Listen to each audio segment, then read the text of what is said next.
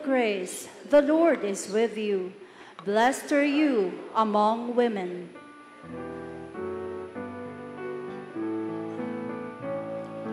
Alleluia, alleluia, alleluia. My dear sisters and brothers, the Lord be with you. And with your spirit. A reading from the Holy Gospel according to Luke. Glory to you, O Lord. The angel Gabriel was sent from God to a town of Galilee called Nazareth, to a virgin betrothed to a man named Joseph of the house of David, and the virgin's name was Mary. And coming to her, he said, "Hail, full of grace, the Lord is with you." But she was greatly troubled at what was said, and pondered what sort of greeting this might be. Then the angel said to her, "Do not be afraid, Mary, for you have found favor with God. Behold, you will conceive in your womb and bear a son, and you shall name him Jesus. He will be great and will be called Son of the Most High. And the Lord God will give him the throne of David his father, and he will rule over the house of Jacob forever, and of his kingdom there will be no end." But Mary said to the angel, "How can this be, since I have no relations with a man?" And the angel said to her in reply, "The Holy Spirit will come upon you, and the power of the Most High will overshadow you. Therefore, the child to be born will be called Holy, the Son of God. And behold, Elizabeth, your relative, has also conceived a son in her old age. And this is the 6th month for her who was called barren. For nothing will be impossible for God." Mary said, "Behold, I am the handmaid of the Lord. May it be done to me according to your word." Then the angel departed from her. My dear friends, the Gospel of the Lord. Praise to you, Lord Jesus Christ. Please be seated for a while. Again, my dear friends, good morning. They say that in Japan, they have what they call seizenzo. Seizenzo is a living or mock funeral. Seizenzo, living or mock funeral. Why do they do that? Not only for them to face their mortality, but for them also to evaluate their lives. Kasi hindi na kinakailangan pang intayin na sila ay patay na before people could say something about them. That's why they have the seisenso, the living or mock funeral, wherein people are invited to this living or mock funeral, and the person would simply listen to what his or her family, friends, and relatives would say about her, while that person is still alive. Siguro magandang ating tingnan yan. If we will be doing the seisenso or living mock funeral for ourselves, what would we hear from our family members, from our co-workers, from our friends? What would they say about us? Ano ba yung kanilang sasabihin tungkol sa atin? Suplado yaan, koripot yaan, mainitin ang ulo niyaan, manloloko yaan, mabuti yaan, mapagmahal yaan, tapat yaan. My dear friends, when we look at the Blessed Virgin Mary, how do we see her? How does God see the Blessed Virgin Mary? We call the Blessed Virgin Mary full of grace. Gratia plena. Full of grace. In fact, that is what we've heard today in our gospel. When the angel Gabriel visited Our Lady, he said to Mary, "Hail, full of grace." Yun ang tingin ng Panginoon kay Maria. Yun ang tawag ng anghel kay Maria. Yun ang ating tawag din sa kanya. Pinagpala siya sa babaeng lahat at napupuno siya ng grasya, full of grace. Because at the moment of her conception, the Lord already had spared her from all forms of sin, even original sin. Bakit? Kasi hinahanda na ng Panginoon yung paglalagyan mismo ng kanyang anak na si Jesus. I remember before in our class in Mariology, ang sabi ng aming professor in Mariology, kapag meron kang very precious stone or kaya jewelry, ihahanda mo rin yung lalagyan. Hindi mo yan ilalagay halimbawa sa dyaryo lamang o sa simpleng kahon lamang. Dapat even the container is precious. Even the container should be beautiful. Yan daw si Maria. The Lord had prepared the container herself, no other than the Blessed Virgin Mary. That is why today, as a church, we celebrate her Immaculate Conception. But let us also forget that at the heart of our faith, there is grace. Yan ang pinakapuso ng ating pananampalataya bilang Kristiyano. Grace is at the heart of our faith. In fact, when we look at the writings of St. Paul, he has 13 writings. He mentioned the word grace 100 times. Ganoon kahalaga yung grasya sa buhay natin bilang mga Kristiyano. And the Lord even said to St. Paul, "My grace is enough for you." And St. Paul himself had said, "Where sin abounds, grace abounds even more." Grasya. Yan ang pinakamahalaga at pinakapuso ng ating pananampalataya, grace. And we call Mary full of grace. Today, I invite you to remember 3 important things about grace. Number 1, that grace comes only from God. Let us not forget that. Grace comes only from God.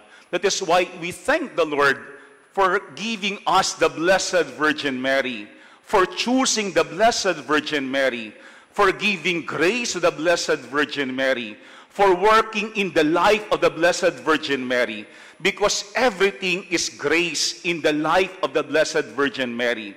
And she herself knows that. Alam na alam niyaan ni Maria. That's why her heart was magnifying the Lord. Why?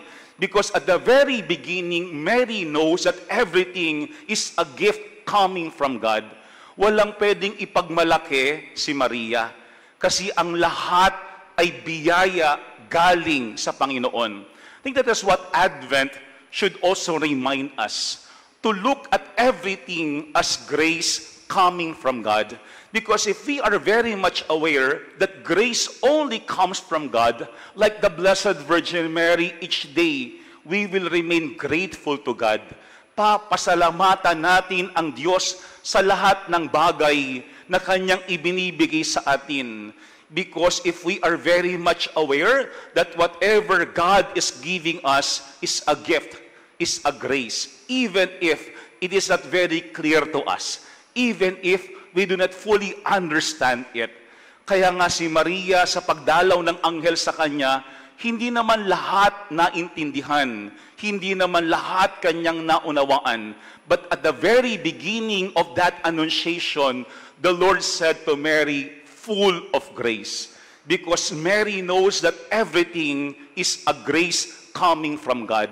Sana lahat din tayo like Mary, let us not forget the source of grace. No other than God Himself. Let us not think that we are God ourselves. Kasi kapag tayo mismo inisip natin na tayo ang pinagmumulan ng lahat ng biyaya at ng grasya, tayo ay magmamataas at magiging mayabang sa ating kapwa.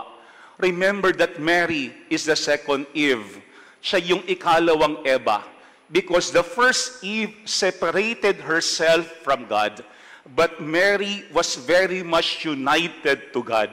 Kasi alam ni Maria, kung siya ay hiwalay at malayo sa Panginoon, wala yung grasya sa kanya.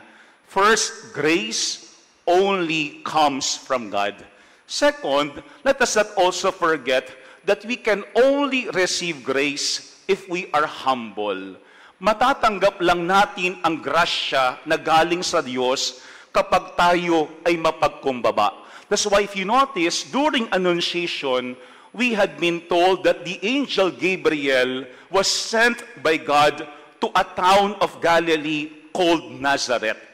A very simple town, a very quiet town. And Mary was also like that.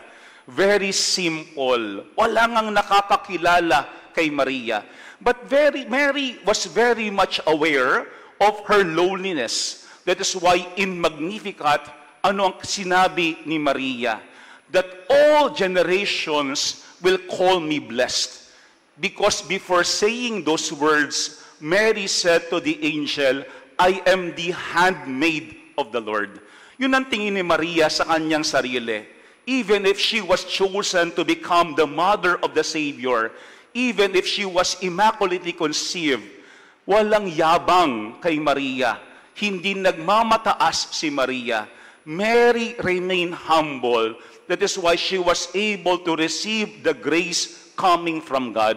I remember si Pope Francis once said, God was able to give a lot of things and accomplish a lot of things in Mary because of her openness and lowliness. Mga kapatid, walang pwedeng gawin ang Panginoon sa atin, walang pwedeng ibigay ang Panginoon sa atin kapag ang pakiramdam natin punong-puno tayo ng napakaraming bagay. Kapag tayo mismo ay nagmamataas. Advent is an invitation for us to remain humble, to remain open like the Blessed Virgin Mary, so that we could also receive the grace coming from God. Yan ang pangalawang ating tandaan. Grace can only be received in humility. Kapag yung tao mayabang, kapag yung tao mapagmataas, hindi yan pwedeng biyayaan ng Panginoon. Hindi yan pwedeng gamitin ng Diyos. But the third thing that we have to remember also about grace is that grace benefits not only the one who receives it, but also others. Kapag tayo ay binayayaan ng Panginoon, is that just for us? It should also benefit other people. I remember our professor before told us that God knows that Mary, once she receives the grace coming from God, she will not keep it to herself. Hindi niya itatago yan sa kanyang sarili. Ibabahagi yan agad-agad ni Maria. That is what we see in the life of Mary. Even during the visitation of Mary to her cousin Elizabeth, hindi pa nga lumalabas si Jesus, she was already sharing the good news to others. Yan ang pangatlong paalaala sa atin. All of us are recipients of God's blessings. But let us not also think that the blessings are only for us. Sana blessings should not stop on us. Huwag sanang humintuyaan sa atin. Like the Blessed Virgin Mary, let us not be containers of blessings, but dispensers also of blessings. Sana sa pamamagitan ng biyaya ng Panginoon, dumaloy din yaan sa ating buhay. Hindi dapat tayo ang maging hangganan ng pagpapala ng Panginoon sa buhay natin. Dapat yung ating tinatanggap na biyaya, nararamdaman din mismo ng ating kapwa. If you remember yung theme during the Year of Faith, ano ang sabi natin? Gifted to give. Yan ang si Maria. She was gifted by God to give. Siya'y pinili ng Diyos, hindi para sa kanyang sarili, kung hindi para maging daluyan ng pagpapala ng Panginoon sa kanyang kapwa. Third, remember, when we receive grace coming from God, blessings coming from God, it should not only benefit us, but also other people. Tandaan po natin, yung first Eve, si Eva, dinamay niya si Adan sa pagkakasala. Pero si Maria, the second Eve, dinadamay niya tayo sa pagpapala. Maybe we also have to ask ourselves, saan ba natin dinadamay yung ating pamilya? Saan ba natin dinadamay yung ating kapwa? Sana wag natin silang idadamay sa pagkakasala. Sana idamay natin sila sa pagpapala ng Panginoon. So that like the Blessed Virgin Mary, these people who are close to us would also receive blessings coming from God. Let me end our reflection with words coming from St. John Mary Vianney about Mary. He said, "Let us live as Mary lived.